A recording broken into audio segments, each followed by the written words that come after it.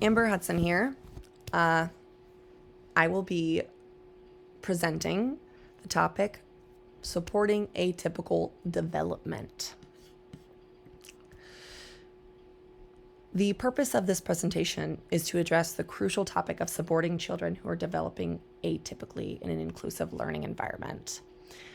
Educators have a responsibility to ensure that every child, regardless of their unique developmental journey, feels valued, supported, and included in an educational setting.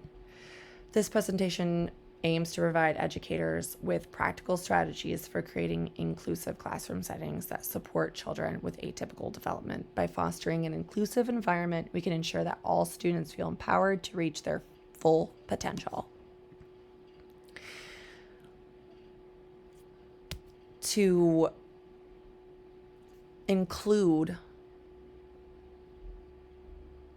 all students that are developing atypically, it's important to change the settings of a classroom, such as creating a suitable curriculum, creating a visual agenda for the day, and using vocabulary comprehension strategies. The most successful way for a child, regardless of their development, is to learn through playtime. When setting up a curriculum, it's important to ensure that each student can participate and learn together. Educators will successfully promote inclusion with benefit of learning when they create lesson plans and activities with these goals in mind: social and emotional development, communication and literacy, adaptability, academic growth, and positive learning. For example, when an educator creates a lesson plan to work on the students' fine motor skills, they should use tabletop activities such as writing, drawing, painting, cutting, using pegboards, puzzles, and blocks.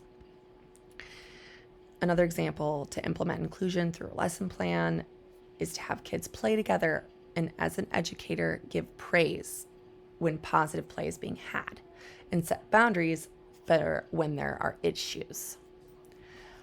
Following these foundational goals to build a suitable curriculum can have a positive impact on inclusion and, in turn, an equally developing classroom. Creating a visual agenda for the day gives children a visual of how the day is going to look and shows them a routine and structure so they can follow as a group. This consistency can reduce anxiety and confusion, promote a sense of security and stability for the children. And according to researchers who work in behavioral science, visual agendas allow the children to understand what lessons they will be covering and help organize their notebooks according to the hour of the day. Overall, creating a visual agenda for the day in an inclusive classroom can help everyone follow along and stay on the same page. Vocabulary and comprehension and strategies include learning vocabulary for students to communicate better, to follow instructions better, and to support impaired language learners as well.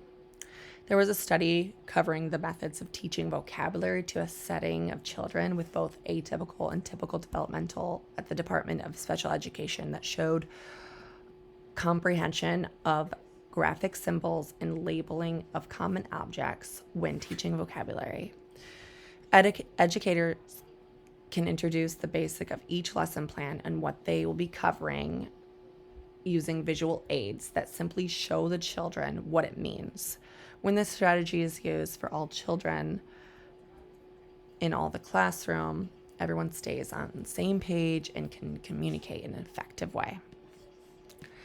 Other inclusive settings in a classroom would be having a solid relationship with parents and also professional development and collaboration. Relationship with parents is important. Having a positive and collaborative relationship with students' parents is crucial for supporting inclusion in both atypical and typical development classrooms for several reasons, including understanding the whole child, individualized support, cultural responsiveness, collaboration, and building trust. Keeping parents in the loop of what happens in the classroom could look like having parent-teacher conferences, daily notes for their child emailed to them privately, a weekly classroom agenda, and an emailed news article, and honest and effective communication with a parent when problems arise for students. Inclusion in a classroom is supported when everyone, even outside the classroom, is involved. When classrooms use resources and professional team members who study therapy, physical therapy, nursing, medicine, nutrition, psychology, and social work, it promotes adaptability for children who are struggling in any of those areas and brings them back up to the level where the class can function properly.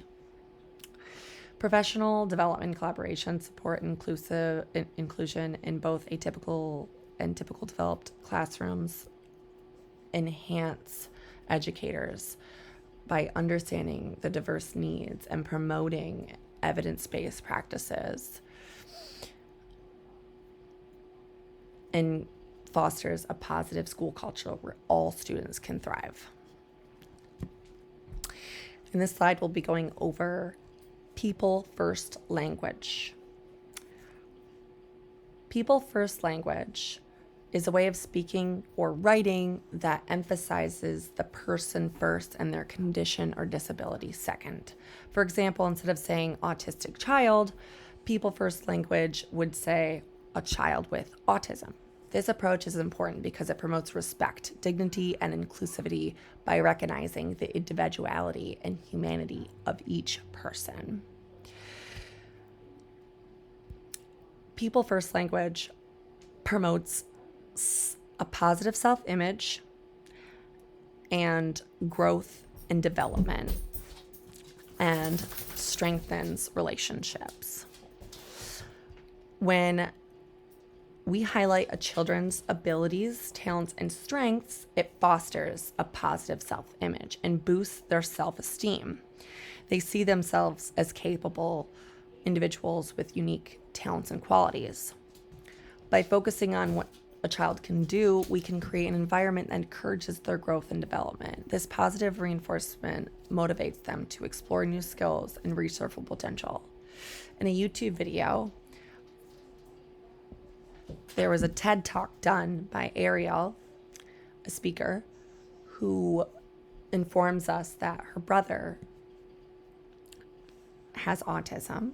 He's 11 years old, and he is in an atypical classroom, plays sports such as football, ice hockey, soccer, and it is because his family uses people first language. So he has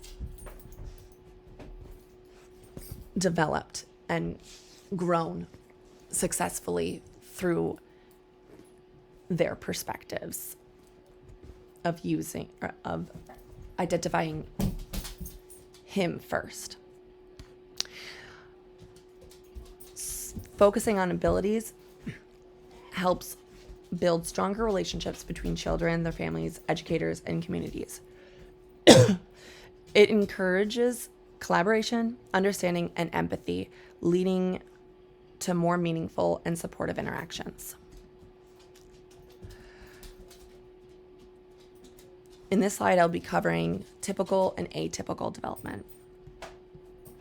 Typical development refers to the expected or average progression of physical, cognitive, emotional, and social milestones that children achieve as they grow.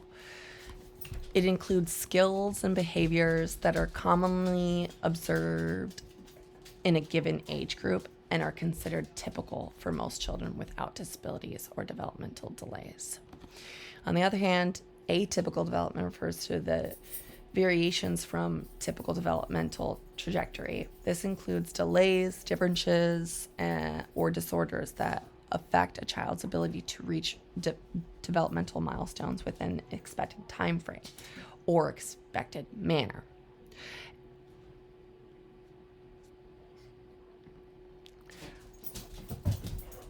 In this slide, I will be going over the compare and contrast between developmental sequences and milestones. Developmental sequences refer to the order in which specific skills or abilities typically emerge and develop over time. Developmental milestones are specific markers or achievements that indicate a child's progress in different areas of development at particular ages or stages. Developmental sequences refer to the order.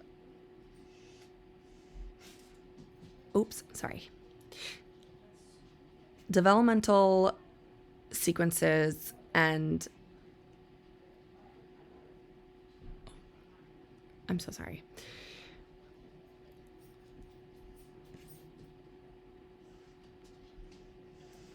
Both developmental sequences and developmental milestones are crucial for understanding and assessing child development. They both provide frameworks for tracking progress and identifying potential delays or concerns.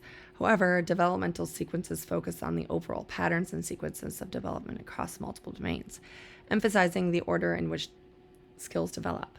In contrast, developmental milestones are specific, observable markers of progress within those sequences, providing more detailed guidelines for assessment. In this slide, I will be going over some biological and environmental factors that can put infants and young children at risk for their developmental journey. Infants and young children can be at developmental risk due to a combination of biological and environmental factors. Understanding these factors is crucial for identifying and addressing developmental challenges effectively. Biological covers genetics, prenatal health, and medical conditions, while environmental covers nutrition, parenting styles, and social encounters. Those are just some of the examples. One example of a biological factor would be genetic. This plays a significant role in shaping a child's development. Inherited conditions such as chromosomal abnormalities and genetic disorders can affect various aspects of development, including physical, cognitive, and emotional domains. In the text, The Exceptional Child, Inclusion in Early Childhood Education, the authors point out that Down syndrome and Fragile X syndrome are genetic mutations, and heart defects are present in about 45% of infants born with Down syndrome. An environmental factor, just one example, would be adequate nutrition or inadequate nutrition. It is very essential for development to eat healthy for children. Poor nutrition, including malnutrition or lack of essential nutrients, can impact physical growth, brain development, and overall health, leading to developmental risks. So it is important to feed children the foods that don't contain copious amounts of high fructose corn syrup, sugar, salt, or any other preserved ingredients. There was a study done on the relationship between poverty and stunting, and the results indicate that 250 million children younger than 5 years in low-income and middle-income countries are at risk of not reaching their developmental potential.